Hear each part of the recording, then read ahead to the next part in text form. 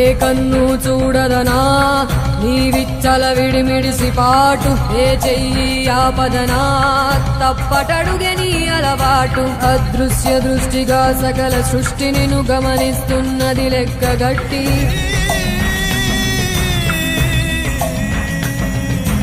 ఎంత బతుకు నీదెంత బతుకువో గుప్పెడు మెతుకుల కడుపు కొరకు ఇన్నాటలు వేటలు అవసరమా మనుజ.